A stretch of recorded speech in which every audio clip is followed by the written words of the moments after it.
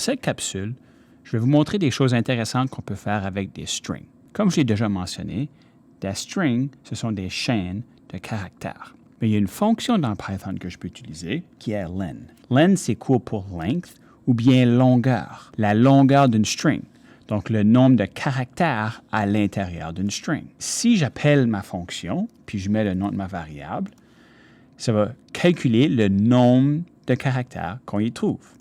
Donc ici, si j'ajoute print, et puis j'exécute mon programme, ça me revient avec 25. Fait qu'à l'intérieur, ici, incluant les espaces, j'ai 25 caractères. Si je veux avoir accès à un caractère spécifique dans une string, bien dans ce cas-là, je peux utiliser les crochets. Fait que si je fais court, puis je place mes crochets. Si je veux le premier caractère dans ma string, bien je mets 0.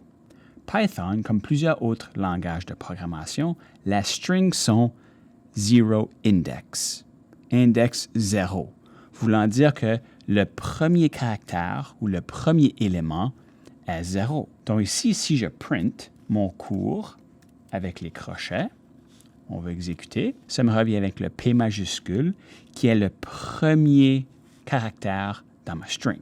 Pour vous montrer, si on change sa valeur à 1, qu'est-ce que vous pensez qu'il va apparaître? Si vous avez dit R, vous aviez raison.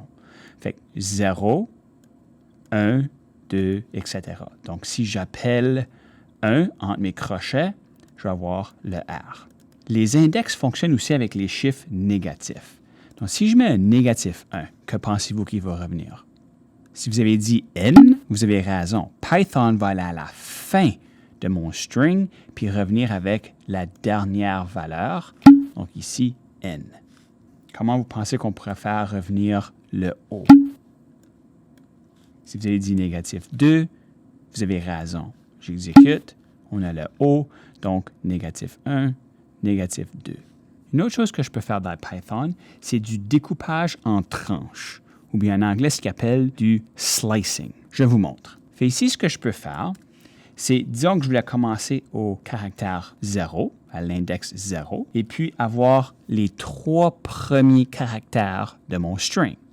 Fait ici, je dis, je commence à 0 et je veux les premiers 3.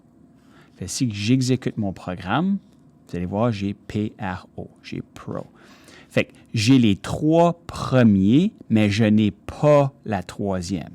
Parce que si j'aurais 0, 1, 2, 3, mais j'ai pas, fait que 3 n'est pas inclus dans mon slice. Seulement les 3 premiers caractères. Si on a fait un autre, fait si je disais 5, que pensez-vous va apparaître à l'écran? Faire run. Fait j'ai pro, j'ai R. Fait on a 0, mais là j'ai les 5 premiers. Fait 1, 2, 3, 4, 5. Ça arrête à R. J'ai pas le 5e. Ça dit 5, mais j'ai pas le 5. J'ai seulement les 5 premiers caractères de mon string. Une autre chose que je vais vous montrer, si ici, je n'inclus pas le dernier numéro. Fait j'ai mon 0, mon index 0, 2 petits points. Ici, il y a un espace vide. Mais dans ce cas-là, Python va automatiquement aller du début jusqu'à la fin. Fait si j'exécute, j'ai programmation avec Python.